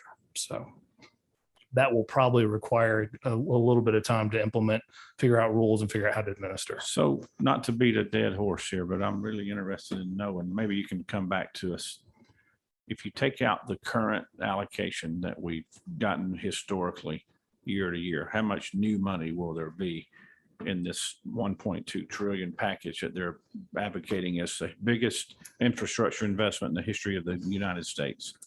I believe what's in the overall bill, they account just not even just transportation, but overall bill. I believe the reference from like CBO and others is there's about 500 of the 1.2, 550 billion of that is bona fide new dollars, not part of an existing authorization. Because not just transportation authorization here, some of the water programs and others, they're in that as well. They've got underlying authorization bills that already had an existing amount of money, Gotcha. But they all add up together to be 1.2. But I believe the number that I've seen quoted, and I'll be honest, I have not gone through and tried to count. They say 550 billion is new money. Okay, thank you. Of inflation to use it.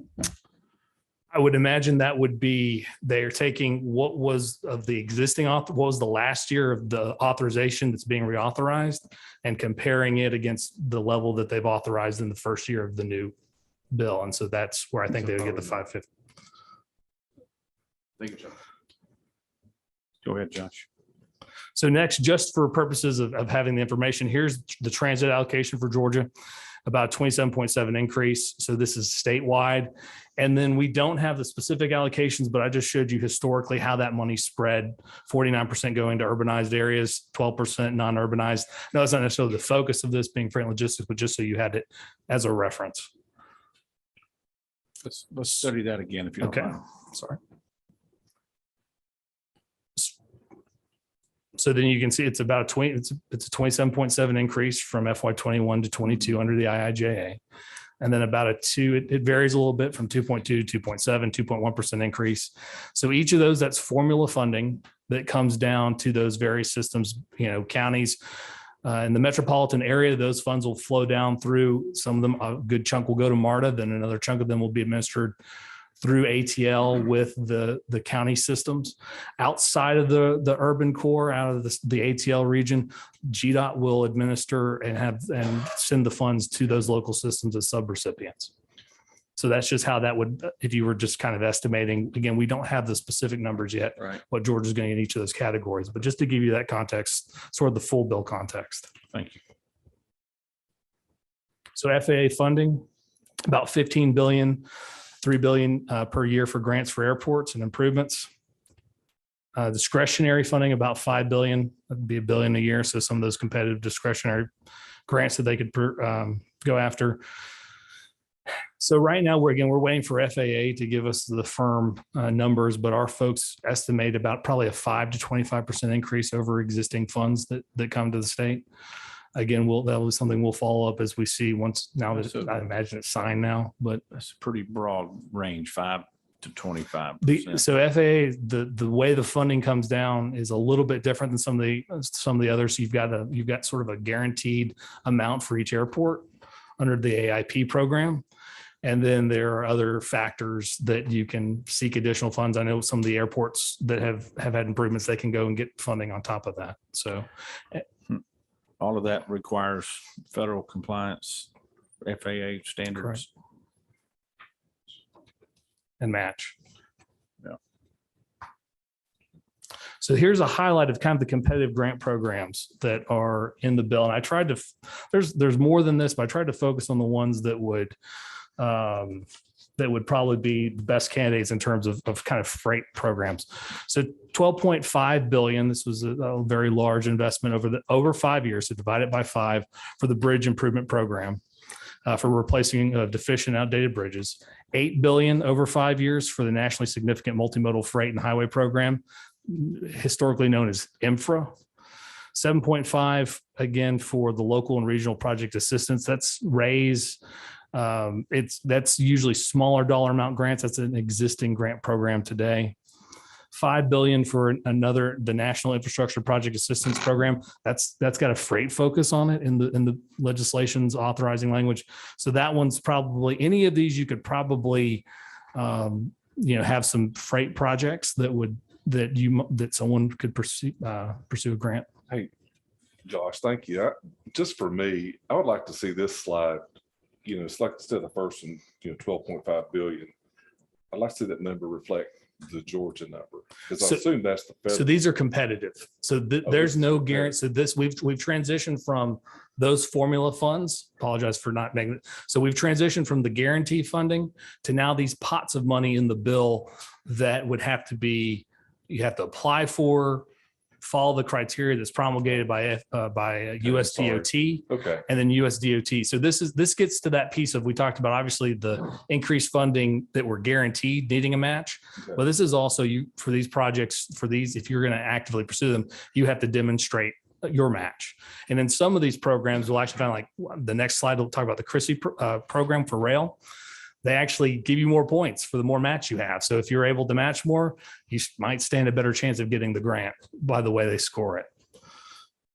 Thank you. So another program that's new is this 2 billion over 5 years for the Rural Surface Transportation Grant Program, 2.5 for EV infrastructure grants, and then 1.4 billion. So I talked about that Protect program. There's also going to be an equivalent competitive grant program to proceed to get funds to improve roadways and other assets that have been impacted by weather and other factors. So there's 12 billion in the bill for intercity passenger rail competitively, and then 5 billion for what I mentioned was CRISI, which is the Consolidated Rail Infrastructure Safety and Improvement Grant. And this has been one that the department has actively pursued in the past. And I'll actually have a slide that hits on some of the successes we've had. Again, this could be a very important program when we talk about the short line rail, leveraging the investments this General Assembly has made in terms of bond funds and state general funds to improve the rail network. This would be a great way to take those funds and leverage, again, more federal funds. 3 billion for rail crossing elimination. I know this commission's been in the subsequent commissions have been, previous commissions have been focused on that issue of rail, reducing some of those rail crossings and those issues. So there's another pot of money that exists competitively to be pursued. So 400 million over 5 years for reducing truck emissions at port facilities. I think that kind of wraps up sort of like those big categories, but I did want to highlight, because we've had some successes in Georgia in the freight space on some of these competitive programs. So in 2016, we have 44 million for the Mason Mega Rail Yard, which got, I think the ribbon cutting was just a few days ago. So that received a $44 million nationally significant freight and highway project grant. So a great win there. Recently, we had the 47 million in infra for the Northeast Georgia Inland Port. So again, you've seen some major investments in these federal competitive grant programs for major sort of significant freight infrastructure. And as I mentioned before here, GDOT in the FY19, we received about 8.6 million, and it helped cover multiple lines. You can see there on the right for the CRISI program. And those obviously have a federal match, have a state match. And so that was utilized from the bond funds that the General Assembly appropriated. And one of the things that probably is a good takeaway is if we know these opportunities, sometimes we don't always know when USDOT is going to put out the notice. And we have had a situation before where the notice occurred kind of in between sessions. And we were in a position as a state where we could not honestly identify to them that we had the match. And we couldn't presume that the General Assembly would give it to us. And so we had to refrain from putting an application. So it's something to think about is ensuring, okay, in those opportunities, make sure that how do we ensure that the state is in a prime position to seek those funds. So that's just, I just highlight that.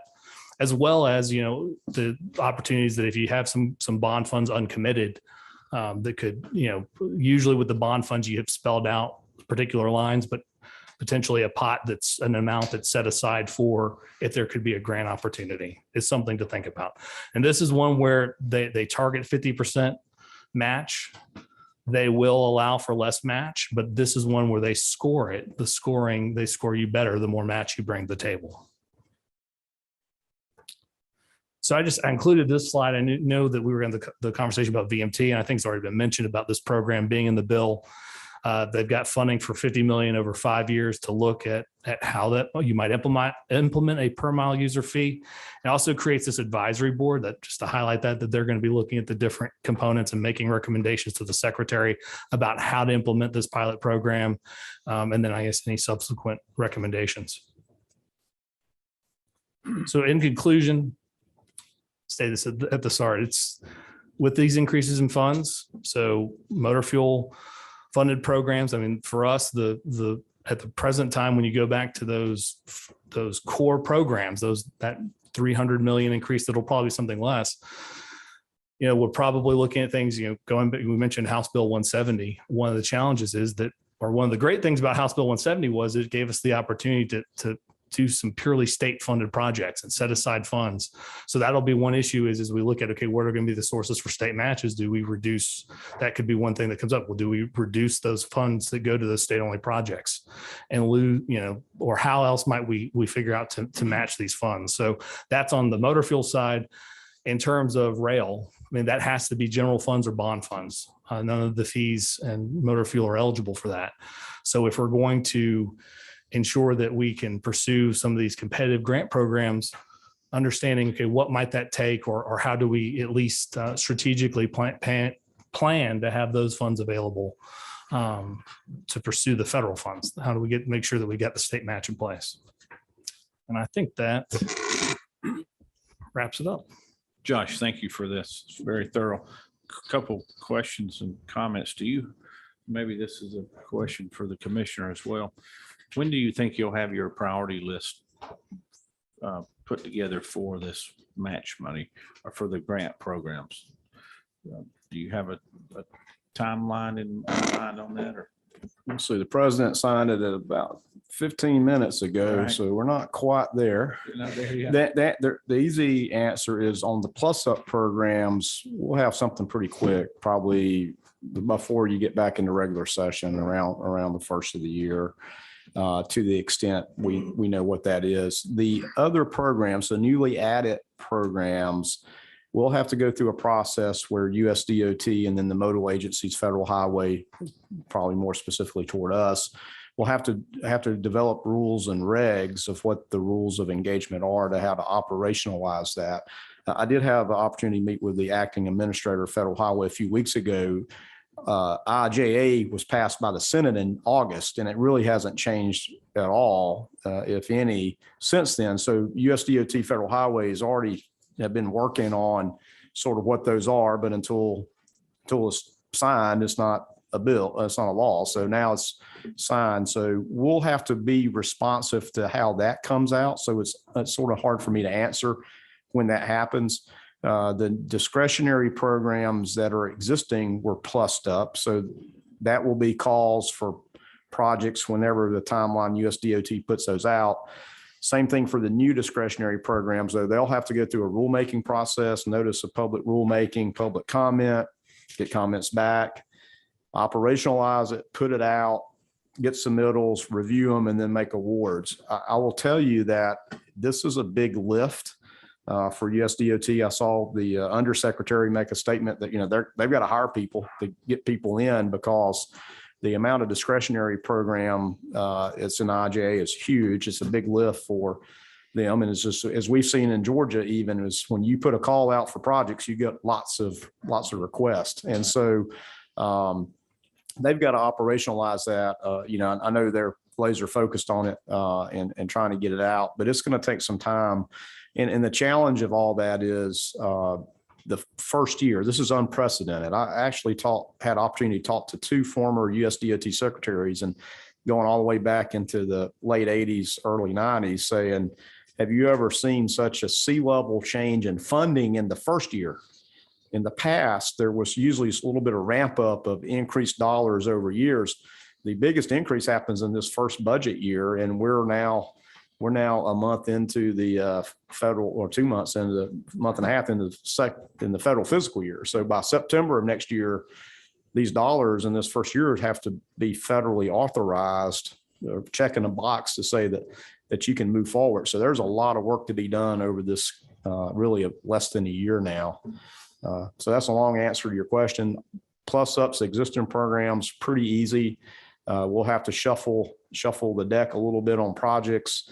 There'll probably be a lot more preliminary engineering starts because now we know there's more money in those categories. So we'll have to start design to get those projects through the mill. But the other programs will have to be responsive to whenever we get the guidance that comes out from USDOT.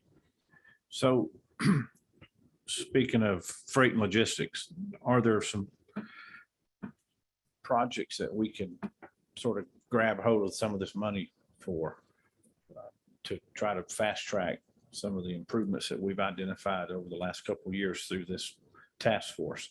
And do we need to earmark some money in our budget, Mr. Majority Leader, in our upcoming session to where you'll be ready to go after that funding? Because it will have to be spent fairly or authorized fairly quickly. Have you thought of an opportunity like that? I really like your question. All right. And we will continue to think along those lines. And yes, and we've had some of those thoughts. Some of the easier wins to advance quickly are interstate rehabilitation, Mr. Poole talked about, or interstate expansion opportunities that this state desperately needs. And those are sort of the no-brainers that you can get to pretty quickly to access money, to move it pretty quickly. And so those are kind of the opportunities we'll continue to talk to this commission about, and the House and Senate Transportation Committees as well. Truck parking expansions, or would that something like that qualify? That it would under some of the programs, and then that's something we actively are working on as well. Awesome. Good report. Thank you. Just my question, early on, or a month or two ago, there's some talk about priority setting. Were they going to accept, the work you guys have done for years on what's the most important thing to do next?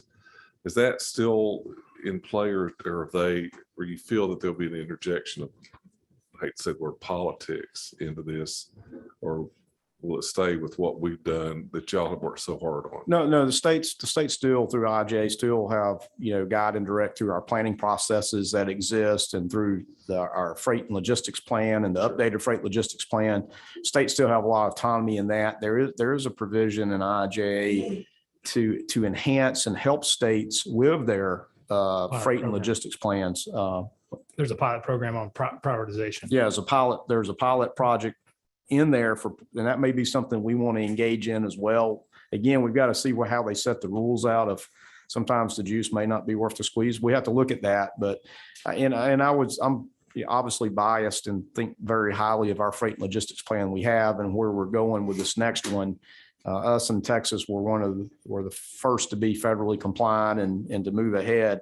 But those still will help guide and direct. Now, when you get in the discretionary programs, you're competing against everybody, and every project stands on its own, and it goes through a process. And so we'll just have to see how we compete. But to Josh's point, to compete for those programs, you've got to have dollars to put with your project to match or over, really what we'd call overmatch the normal 80-20%. Because if it's already 80-20, then why do you need any grant money? You got to show that you've got money, but you need more federal money. If I can supplement, just I went back to the slide. So those bottom 4 programs are the new ones. Those are the ones, back to the commissioner's comments. We'll have to look and see what are the regs, how, what is it going to take to administer these? All the other ones are existing programs. And for the most part, now remember, this bill is the core policy of this bill was the Senate transportation bill that passed out unanimously in the Senate. They actually, on all of those, rather than restricting them or putting more, they actually expanded in some instances the state's flexibility in how they use them. So like the safety improvement program, they actually opened that up to where in the last authorization, they kind of restricted it. They kind of brought it back so that we can focus also on educational things. So I would say, to your point, Mr. Chairman, on the core formula funding, we've actually got a little bit more flexibility than we had before on those core programs because they added sort of additional uses. All right, last question goes to Representative Perkle. Oh, you're very kind. Thank you, Mr. Chairman. As you went through these numbers, I was just kind of awestruck. I was the funding with the M or with the B rather than the M, billions versus millions. And one of the things, as Chairman just mentioned, we need to make sure that our focus still is on the next thing. That is the next thing and not the stretch thing, the thing that continues to make Georgia. I don't know, you've heard it 600,000 times, but continues to make Georgia the place that we want to raise our kids, that we want to build our businesses in, that people will come here because of what we're doing. When politics gets injected, sometimes, you think of the bridge to nowhere, it was a construction project that linked no communities. And so we need to make sure that we have our focus on the next thing that is really the next thing to make us better. So thank you. Thank you. Josh, thank you for your Chairman. Always good guy to have up here with good details. Appreciate it. Our next and last speaker today will be Fred Miller, who's on our Zoom call today. We're discussing freight rail perspectives on supply chains. Mr. Miller, can you hear us? I sure can. Can you hear me, sir? Yes, sir. Loud and clear. Great. Well, good afternoon, Chairman Gooch and Chairman Jaspers and the rest of the members of the commission. I'm Fred Miller, and I serve at the Association of American Railroads as an Assistant General Counsel and Government Affairs Liaison. On behalf of the members of AAR, I want to thank you for the opportunity to be here. Our members include not only the 7 major Class 1 railroads, but we also have some short lines, commuters, and Amtrak. But today I understand we're going to be talking about the freights and primarily the Class 1 freights and kind of our perspectives on the supply chain and the disruptions we've seen. We actually, represent all the major 7 Class 1s who hold all the majority of freight railroad mileage, employees, revenue, and traffic throughout the country. And also our counterparts in Mexico and Canada as well. So it's really an integrated continental network that spans across the country. And it's quite frankly, America's railroads are some of the world's best. So freight supply chains, as you all know best, are very complex systems, and they're driven by the global and domestic stakeholders that isn't always necessarily within the control of just one actor like the railroads. We're doing our part, however, to ensure that there's the free flowing commerce and to maintain the fluidity of our networks and ensure that there's sufficient capacity to deliver the goods on which we all depend. Our role as the railroads in the supply chain is kind of, if I can leave you with one good point, we're 24/7 critical links as the middle movers between both the ports and then the rail terminal, and ultimately getting the product from the rail terminal out to its final destination.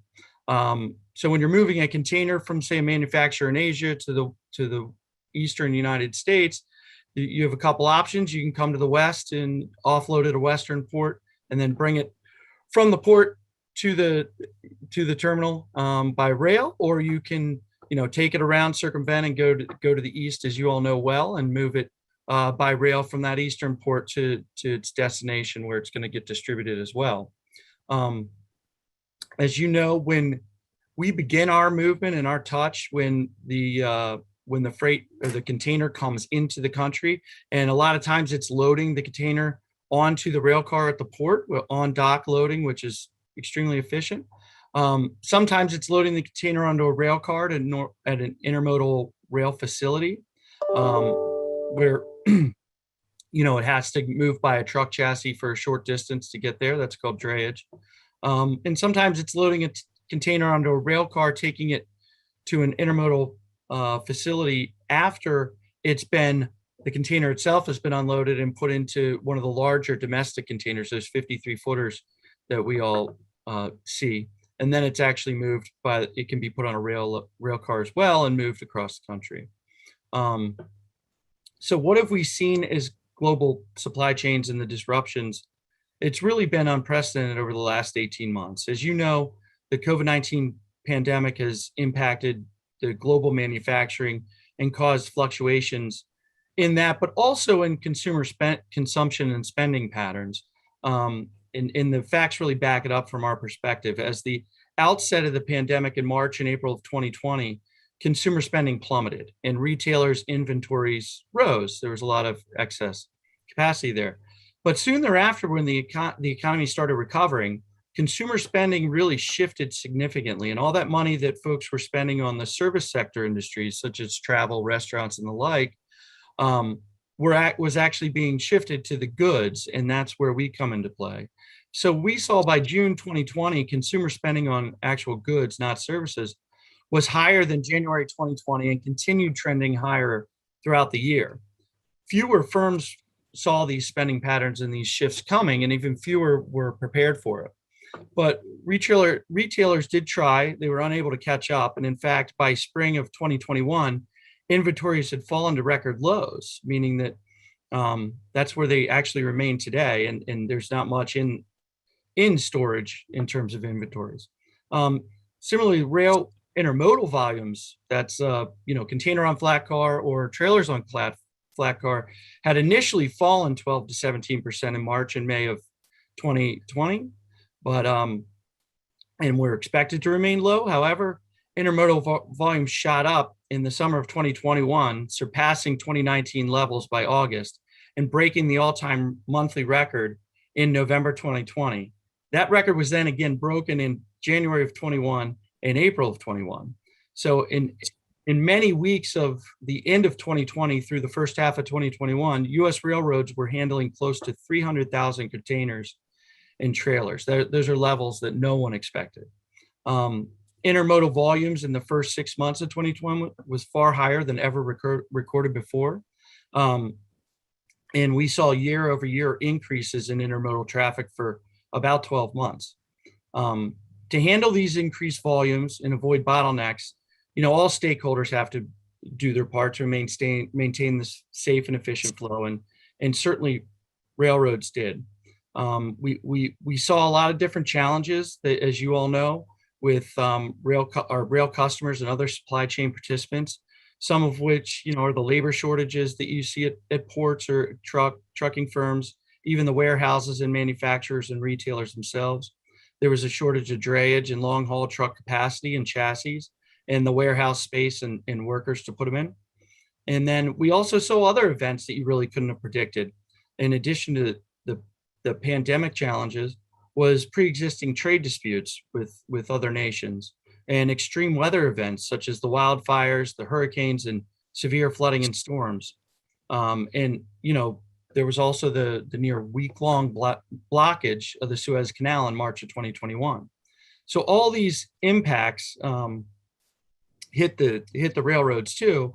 And for us, probably the biggest supply chain problem was just sort of the inability of many of our customers to effectively process the flow of traffic, especially intermodal containers into and out of rail terminals. So, when something gets to the rail terminal, the container arrives and you need a destination for it. So you need the driver, the truck, and the chassis to be available. And then you need the warehouse and the receiver facility to have not only the workers, but the space available as well.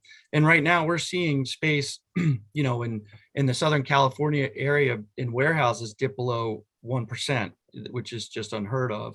And then you're seeing, maybe 3%, 2 to 3% on average in other areas like Chicago, which is really, that means there's not much space available to move things.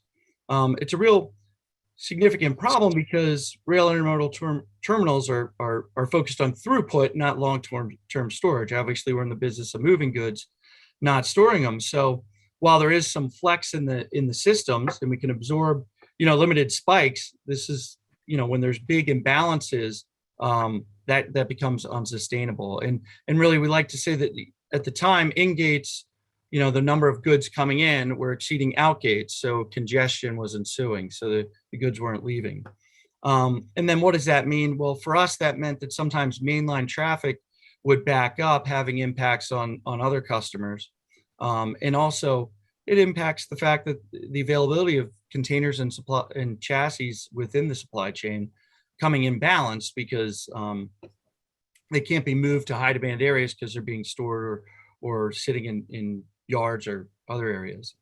So what efforts have railroads taken to try and address these challenges? Well, we've worked diligently with all of our supply chain partners and to remain as fluid as possible. And we want to be and are available to meet present and future demand. First, some of the things that we've done is we'll obviously continue to operate 24/7.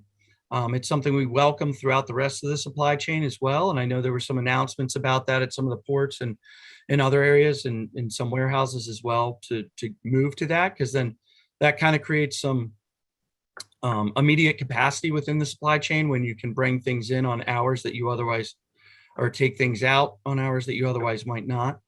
And we really appreciate those efforts being taken by some of our partners. Second, we're actually partnering with a lot of our customers to find ways to create more fluidity within our network and theirs as well.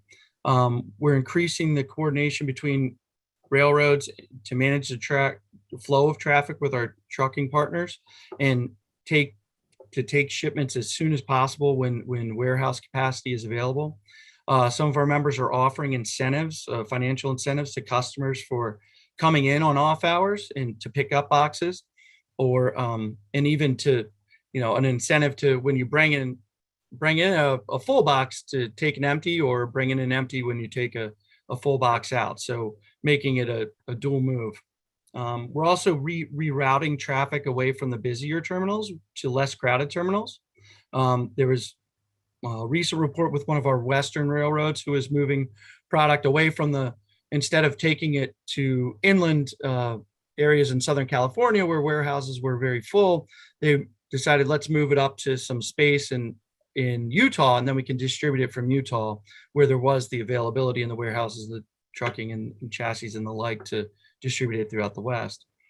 They're also making sure that, we increase the available storage capacity and staging areas within our own yards and terminals, stacking boxes higher, taking and moving things into tighter rows so you can fit more where needed.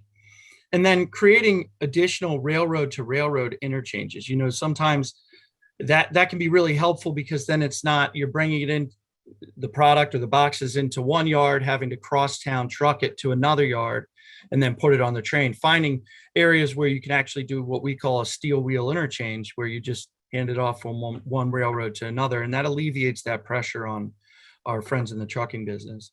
And also just mounting chassis where we can, mounting the containers onto chassis when they're brought in, and just whatever chassis it is, it doesn't matter.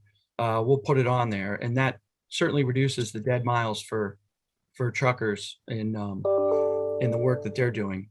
You know, at the AAR, we publicly are doing we release daily or weekly aggregated data to ensure that on different types of commodities and intermodal volumes, so that everybody within the supply chain knows what we're seeing and expecting and can plan accordingly. Freight railroads are also, as you all well know, investing and have over $740 billion in private funding since 1980. In recent years, that's been about $25 billion a year, and we expect that to be about the same this year. And that, again, is the private investment that helps ensure we have that capacity, we have the lines, we can to move the products we need. But finally, we really appreciate and respect all the skill and professionalism of our employees, because they're steadfastly working to address these challenges and help keep us and the economy moving. We're confident we have the assets we need to continue to do so, and we will continue to evaluate those needs and to meet the challenges and adjust our levels as needed, depending on what we're seeing out there in the world. So, you know, just returning the network to the fluidity that we can, and will take time. It's also going to take that partnership I mentioned with all of our supply chain partners. But, you know, the railroads are committed and willing to do that. And we will work closely with the customers and all of our other policymakers and partners in the supply chain to do that. And we want to help find as many creative solutions as we can to solve these challenges before us. I really appreciate the opportunity to be here, and I understand questions are the best way to learn, so I'm happy to answer any you might have. All right. Thank you, Mr. Miller. We appreciate your time being with us today. I have one quick question. Is there anything that Georgia can do from a public policy point of view to help the Class 1 railroads here in Georgia? And then my next question would be, which states do you think are doing the most for that relationship with their Class 1 railroads? So yes, thank you very much. And I know I was on a little earlier when you all were talking about the IIJA, and I think that's important that's getting signed into law. There's a lot of, as the gentleman before me, Mr. Waller, was talking about, a lot of money there for public sector partners to invest into the public sector side of these freight rail improvement projects, be it with, you know, at ports. There's a special port program as well in that bill, not in addition to the Chrissy program and the like. So I think that money is going to be really helpful in you know, to match and partner for the public sector to partner with the railroads in achieving better fluidity, be it more on dock. I think that's one of the projects you're working on with the port of GA ports, is working on that on dock rail capabilities, which again can really increase fluidity. That's really helpful. And I think implementing that law, getting that money out, is going to be really helpful. And that's a partnership between the feds and states. For us, there's, you know, some of the best things that states can do is sometimes refrain from doing. Not that Georgia has this problem, but, you know, some of the states we see are introducing sort of complexities into the system with mandating two-man crews and the like on trains, which actually, you know, could hurt fluidity and productivity going forward. That's not a problem in Georgia. So it's been a good one in there, but in other states we have seen that problem. But I think especially with a state like Georgia, where you focus on your ports, you're really helping to improve that fluidity is extremely helpful. So that can always be good for us. All right. Thank you. Any other questions? I believe you have answered everyone's concerns, but thank you so much for being with us and being a part of this progress that we're making here in our state. Well, certainly I very much appreciate it, sir. And, you know, feel free to reach out if you all need anything or think of questions afterward. Okay. Have a good day. You too. Looks like we have come to the end of our agenda right at 4 o'clock, which is not a bad place to stop. Chairman Jaspers, would you like to say anything before we adjourn? I just sitting here thinking, just as all of us are, there's a lot of opportunities coming our way. I'm glad that y'all worked on it 7 years ago with 170 money, I think, and then doing what we're doing today will put us in position to take advantage of some of what Josh talked about. Good. Anyone else? Any other final comments? All right. Well, thank you all again. We will see you at our next meeting in the near future. Thanks for coming out.